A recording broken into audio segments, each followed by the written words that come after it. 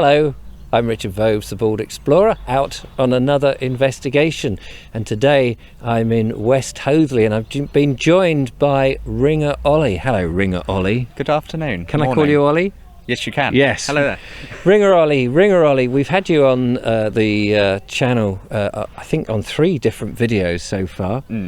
And that's because you're a bell ringer. I am. I do seem to have quite an unusual number of bell ringers who are, as a result of you being on the previous show. There you go. Being on the video. So fantastic. Anyway, here we are at St Margarets. Yes. And now you've rung the bells here. Yes. It's my nearest tower to where I live. So I come here whenever they ring. Oh, okay. Whenever they ring. Yeah, the practices are shared with Ardingly, just over the other side of the valley, and they alternate every week. So that's it. So on a Sunday you can come along and sit here in the glorious sunshine that we have today. It's not a Sunday, and enjoy the bells. Yes. So what are we looking at? We're looking at a Norman church with a brooch spire. Spire. Yes. Spire. Good. Practice that bit.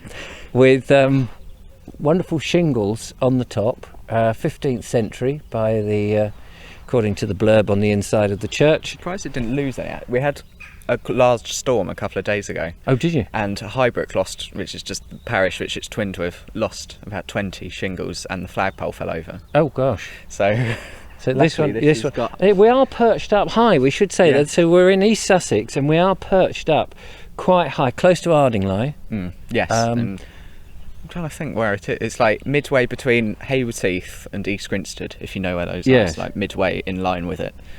And so you do get, and we're going to go and have a look in a minute, of a lovely view across down to the Downs, the South Downs. Yes, it is an amazing view. And interesting, there's a lovely yew tree. So let's go and have a quick gander round, shall we? Come on then, let's go. Mind the graves.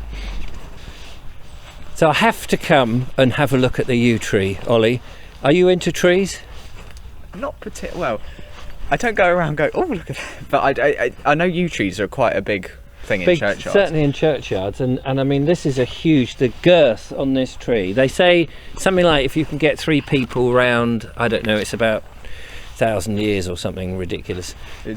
I know Sussex is quite well known for having a lot of very old yew trees. I don't know where the oldest one actually is. And the whole graveyard is full of yew trees, but this is the biggest and it's quite massive, so I just wanted to show it off. And I know the lovely Julia, who co-hosts the show with me, loves the trees.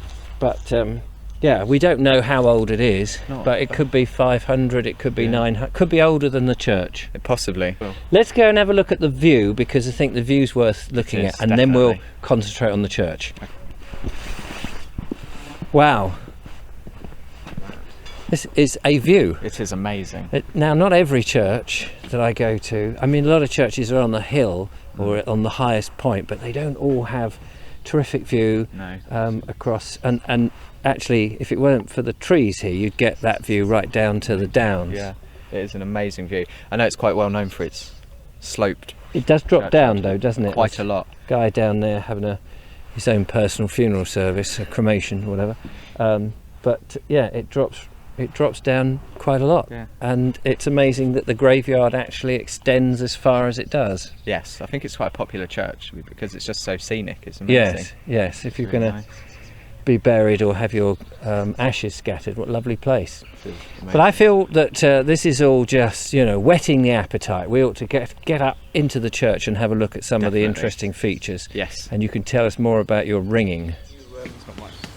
I'll let you open the door. Oh, okay. Well, it's your church, you see. I wish it was. Wow. Well, this is impressive, isn't it, Ollie? Yes. So this bit that we're in here, this is the Norman nave that was built round about 960? 1090? Maybe. Yeah? We read it in the thing. I gave him that so that, you sounded more intelligent. But I know you know about bells. So luckily I did do a bit of homework. So yeah, this is the Norman bit, which is very nice. Of course, like all churches, they've been modernised over the years. And then we come into the chancel that was extended, and then recently had some modifications, and you've got these amazing windows here, which are relatively recent, but I can't tell you the dates. But they're very beautiful and very well kept, aren't they? And vibrant colours. Yeah, they are striking. You get some stained glass windows which are so dark and gloomy, whereas here they're just really shine out. It's amazing. And tells each one telling their different stories, of course. Then you've got the southern aisle over there, which is built in the 13th century, and then you've got. No, hang on, I've got to get this right. This is the 13th century was the extension. The 14th century, the southern aisle comes into play.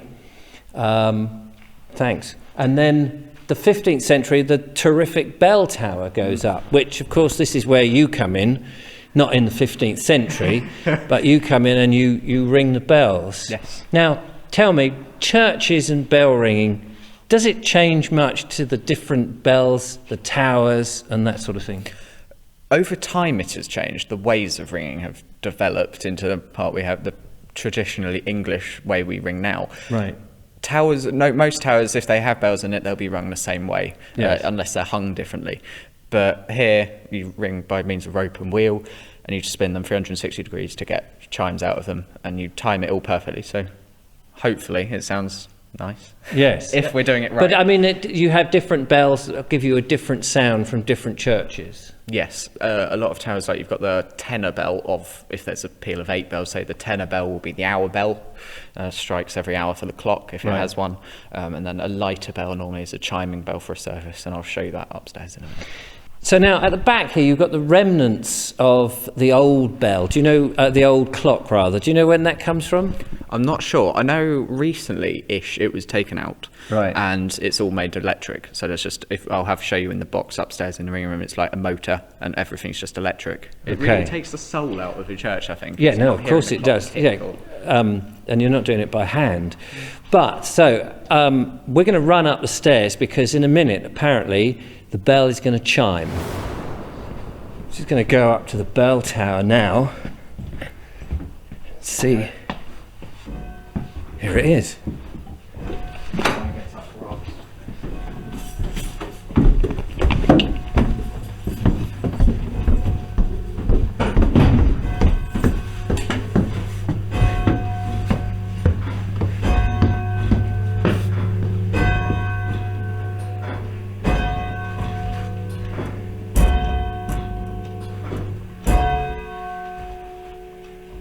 So that's the electric mechanism, and that strikes off of this bell, which is the tenor bell. It weighs just over half a ton, and I've just run, so I need to give me a sec. Have you got your breath back? I have. Fantastic. Yes. Now, I'm interested in this door because the door has a curious story. Yes. Someone, I don't know when, a long time ago, when it was quite recently made, they came into the church to seek refuge, and they were shot. And there are bullet holes in the door. But we don't know the exact dates of that. But there is the date 31st of March 1626 on it. Yeah. No one knows what that But nobody. That's another mystery. This church is full of mystery, yeah. And that's fascinating. That's what's so nice about going into a church, because every church is different. There's witches' marks here as well. Yes, in the tower. In the tower, and little daisy wheels and that sort of thing.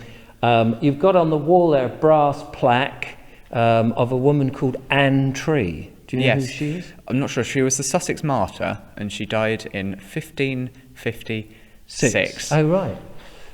So during St Bloody Mary's era, and she was one of the many martyrs who, I wonder how she died, whether she was burnt like many of them were. She was burnt at the stake in the High Street of East Grinstead. Oh, there we go, in East Grinstead. And then as you come in, of course, every church has its font, and that's always good. And there's a font here. But this is the weird thing about this font, is we know the church was built around 1090. 1090, yes. But this font was made in 1080. 10 years before the church. So it makes you think there must have been another church here, Probably perhaps. was some small building just made by someone, and it was in there. Perhaps a little Saxon building, wooden building. Yeah. And then in the 13th century, they were collecting money for the Crusades, and there's a great big chest Yes. an old log that was dug out and collected the money to pay towards the Crusades. Yeah. And there it is. And so It's very old. that's, I mean, and the thing about that is, that's 13th century, so that's 1200 and something. The tree to be, it's an oak tree, the tree to be that big had to be perhaps 300-400 years. Yeah. So, you know, add all that, it might be a 1500-year-old bit of wood. Yeah, it's really. And it's now not in my used for lifetime. the vestries and, you know, or not so much now it's just, So they put like leaflets on it. yeah, Coffee. and Do you want a coffee? That would be good. Anyway, that's all we've got time for in our video. Thank you so much, Ollie. Thank you very much for coming. Taking me around this fascinating church. I know you've got a few more churches up Yes, your sleeve, There are hundreds of churches in Sussex. so we'll go and investigate some more. But for now, thank you so much for watching. And if you're in the area, the church is open. Do come and have a look. There's so many things to see. But in the meantime, don't forget to follow, like, and subscribe. Ollie's got his own channel, YouTube channel. Search for Ringer Ollie. Subscribe to it, lots of bell ringing on there. He's desperate to get it over the 400 mark. I've been stuck on 497 for 3 weeks. Oh yeah, so there we are. It's really annoying. We'll get you into the 500s. It's really annoying. So do check him out.